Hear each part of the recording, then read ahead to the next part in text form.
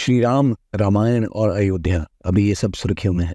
पर क्या आपको पता है कि श्री राम की यात्रा जो अयोध्या से शुरू हुई थी, लंका गई थी और वहां से वापस अयोध्या तक आई थी, उनमें कौन से महत्वपूर्ण पड़ाव थे, उनका क्या ऐतिहासिक महत्व है और क्यों हमारे इतिहास के लिए, हमारे कल्चर के लिए ये जगह बहुत रेलेवेंट है। तो आज की वीडियो में हम जानेंगे उन सभी जगहों पर जहाँ श्री राम की यात्राओं में एक महत्वपूर्ण पड़ाव आया, उनका क्या नाम था, चाहे वो दंडकर्ण की बात हो या रामेश्वरम की, उनका क्या महत्व है, जानेंगे इस वीडियो में। वहाँ पर आज वर्तमान में कौन से मंदिर अवस्थित है और उनकी आर्किटेक्चर के बारे में, उनके महत्व के बारे में डिस्कस करेंगे। तो स्वागत है आपका इस वीडियो में, जहाँ हम डिस्कस करने वाले हैं रामायण से जुड़े महत्वपूर्ण तथ्यों के बारे में।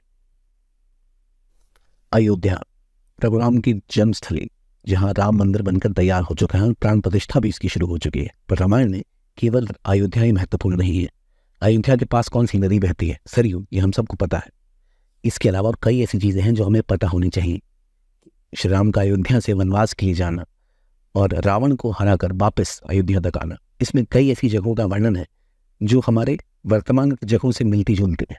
उनका क्या नाम है, वहाँ कौन से मंदिर है, क्यों वो जगह हमारे लिए महत्वपूर्ण है, रामायण में क्या उल्लेख होता है उनका, इन सब के बारे में जानेंगे इस वीडियो। जैसे मैं अगर आपसे पूछूं कि भरत मिलाप कहाँ हुआ था, किस जगह राजा भरत जो अपने भाई श्री राम से मिले थे, किस जगह मिले थे, तो वो चित्रकूट था। पर क्या आपको पता है कि दोबारा जब वापस अयोध्या वापस आए थे श्री राम, तो उनकी मुलाकात कहाँ हुई थी? तो उस जगह का नाम था नंदीग्राम।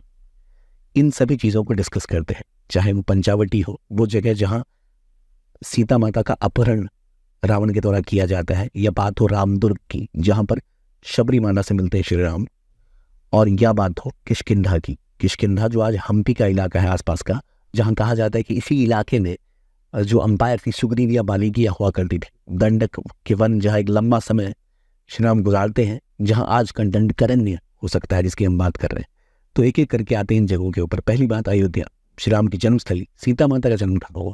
कई जगह क्लेम किया जाता है कि सीतामढ़ी, कई जगह क्लेम किया जनकपुर जो नेपाल में है, लेकिन इनकी ये जन्मस्थली। और जब इनकी विवाह होता है, विवाह उपरांत जब ये निकलते हैं अपने वनवास में, तो एक पूरा इलाका ये पार करते हैं। तो उन सभी के बारे में डिस्कस करते हैं एक एक चीज़ों के साथ। तो जब श्री राम और सीता माता और भगवान लक्ष्मण अपने साथ वनवास के लिए निकलते हैं, तो जो पहली चीज़ें ही निकलते हैं और ये पहुंचते हैं कहाँ? तो प्रयागराज।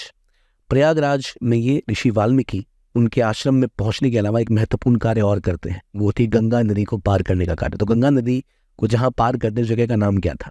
उसका नाम श्रीरंगवेंगपुर था। वो प्रयागराज के पास ही है। प्रयागराज में ऋषि भारद्वाज, ऋषि वाल्मीकि के आश्रम में पहली बार श्री राम जाते हैं। इसके बाद ये पहुंचते हैं चित्रकूट। चित्रकूट मध्य प्रदेश में है। चित्रकूट में ही होता है भरत मिलाप, और ये वो जगह है जहां इनसे मिलने इनके भाई भरत आते हैं और कहते हैं कि आप वापस चलिए और अपने राज में अगर राज करे। लेकिन उन्होंने कहा था कि जो इनको अपने पिता को वचन दिया था, ये वहां वापस नहीं जा सकते। अपने 14 साल के वनवास को पार करने के बाद ही वहां जाएंगे। और वहीं पर जब राजा दशरथ की मृत्यु हो चुकी होती है, तो उनका जो श्राद्ध है वो वही चित्रकूट में श्री राम करते हैं। इसीलिए चित्रकूट धाम स्थित है। चित्रकूट में से कई मंदिर हैं जो इन चीज़ों के बारे में बात करते हैं। चित्रकूट कहाँ है? तो मध्य प्रदेश में। प्रयागराज का महत्व क्या है? वहाँ गंगा पार की थी इन लोगों ने, और वहीं ऋषि भारद्वाज और ऋषि वाल्मीकि के मंदिरों में के आश्रम में पहली बार गए थे। फिर वहीं से एक लंबा समय फिर ये व्यतीत करते हैं पंचावटी में। पंचावटी नासिक महाराष्ट्र के पास है। पंचावटी में ही कई महत्वपूर्ण घटनाएं घटित होती हैं, जैसे सीता माता का अपहरण रावण आकर पंचावटी के वनों में ही करता है। लेकिन उसके अलावा एक लंबा समय दंडकारण्य में उससे पहले गुजारते हैं। दंडकारण्य या दंडक वन जिसे आज हम कहते हैं, वही इलाका है दंडकारण्य का। दंडकारण्य में जब अपना समय बिताते हैं, जो एक कठिन समय होता है, चाहे इनका सामना कई तरह की विपदाओं से होता है, लेकिन उसके बाद ये पंचावटी जाते हैं। पंचावटी में ही कुछ महत्वपूर्ण कार्य, जैसे शूर्पणखा का जो हमला होता है वो यही होता है, और कहीं राक्षसों का वध भी वो यहाँ करते हैं। उसके बाद वहाँ से अगला महत्वपूर्ण जो जगह है वो है लेपाक्षी।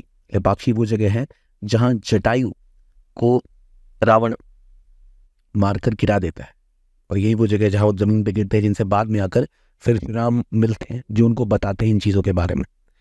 और इसके अलावा एक महत्वपूर्ण जगह हम्पी, किष्किंधा। किष्किंधा वो अंपायर थी जो कि बाली या सुग्रीव के अंपायर हुआ करती थी, जिनसे मदद मांगने श्री राम जाते हैं, जहाँ बाली का वध होता है। और उसी इलाके में ऐसे कई जगह हैं जहाँ, जैसे भगवान हनुमान का जन्म स्थान, वो जगह जहाँ भगवान हनुमान पहली बार श्री राम से मिले थे, यानी ऋषिमुख माउंटेन। ये वो जगह है जहाँ हनुमान पहली बार श्री राम से मिलते हैं। और हम्पी वो किष्किंधा का वो पूरा अंपायर है जहाँ पर बाली सुग्रीव का अंपायर रहा करता था। फिर ये दोबारा पहुँचते हैं रामेश्वरम, जहाँ से पुल बनाया जाता है, राम सेतु बनाया जाता है जो लंका तक पहुँचता है। और फिर श्रीलंका में तलाई मन्नार रावण का अंतोगत्वा वध किया जाता है। और फिर श्री राम वापस आते हैं और दोबारा आ जाते हैं अयोध्या। और जब वो अयोध्या जा रहे होते हैं तो बिल्कुल जस्ट अयोध्या पहुंचने से पहले जब दोबारा वो भरत से मिलते हैं, उस जगह का नाम क्या होता है? उस जगह का नाम होता है नंदीग्राम।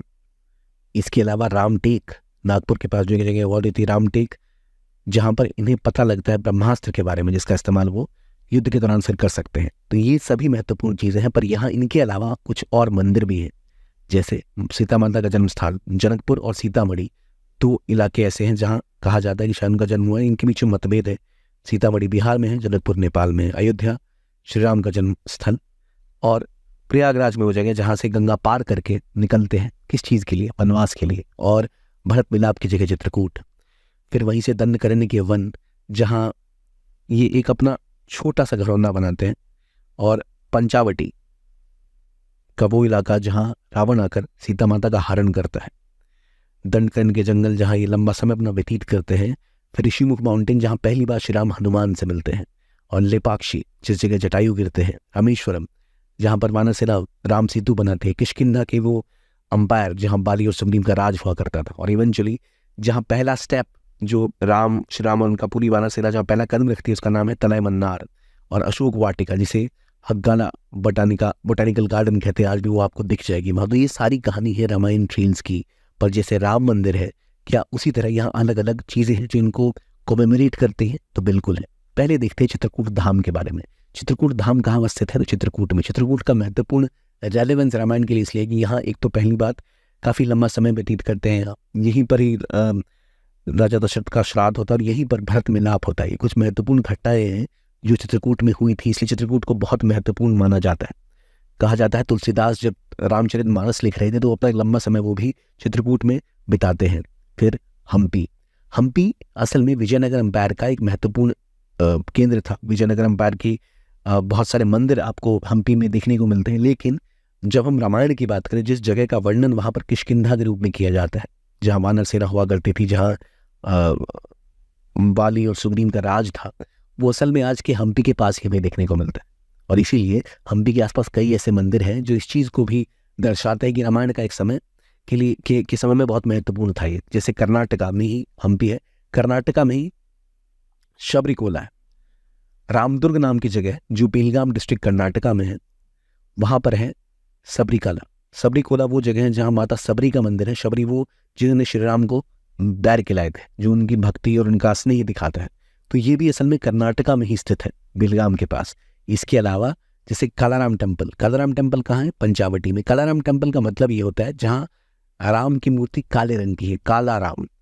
तो पंचावटी में ये मंदिर बहुत महत्वपूर्ण है। कहा जाता है कि जब आक्रांता आए तो उन्होंने इस मंदिर को तोड़ दिया और मंदिर को बचाने के लिए इसके पुजारियों ने इस मूर्ति को एक सरोवर में डुबो दिया था।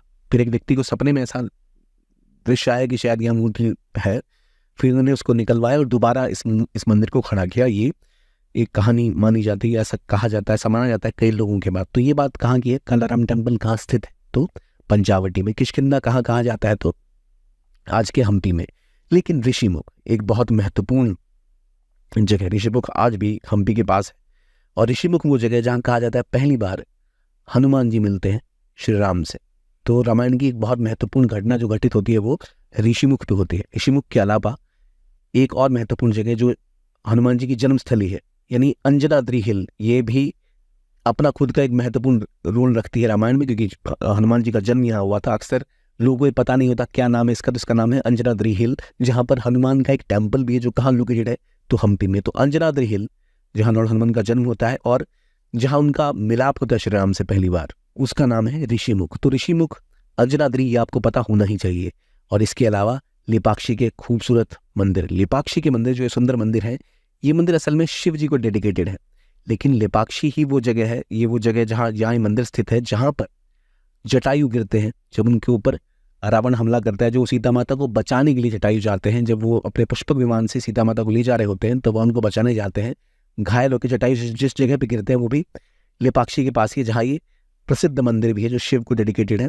तो हमें पता है लेपाक्षी खुद में एक बहुत महत्वपूर्ण स्थान रखता है। इसके बाद रामनाथ स्वामी टेम्पल जो रामेश्वरम में है, जहाँ से पुल बनाया जाता है। रामेश्वरम का ये मंदिर खुद में एक महत्वपूर्ण ज्योतिर्लिंग है, इसका खुद का महत्व है, परंतु हमें कभी नहीं भूलना चाहिए ये वही जगह है जहाँ से जो राम ब्रिज जिसे हम कहते हैं राम सेतु, एडम्स ब्रिज जिसको अंग्रेजों ने बोल दिया, वो शुरू होता है। तो इतिहास के इन जगहों के बारे में जिनके बारे में रामायण में वर्णन है, वहाँ आज भी कई ऐसी चीज़ें हैं जो उस चीज़ को दिखाती है कि वहाँ लोग आज भी उसकी पूजा करते हैं, उस चीज़ का वर्णन आज भी करें।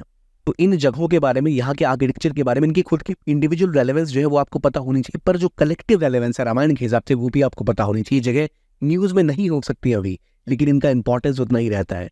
ऐसी और भी इन्फॉर्मेशन, ऐसी क्लासेस अगर आप चाहते हैं तो आपको हमारी भी ऑनलाइन क्लासेस का एक्सेस, जो हमारा टाइटन बैच है 3 दिन के लिए 22, 23, 24 को मुफ्त में मिल रहा है, उसका लिंक डिस्क्रिप्शन में है, आप जाके उसे ज्वाइन कर सकते हैं। तो ये था आज का वीडियो जहां हमने डिस्कस किया इन चीज़ों के बारे में। देखने के लिए बहुत बहुत धन्यवाद। Keep on watching only IAS and have a nice day.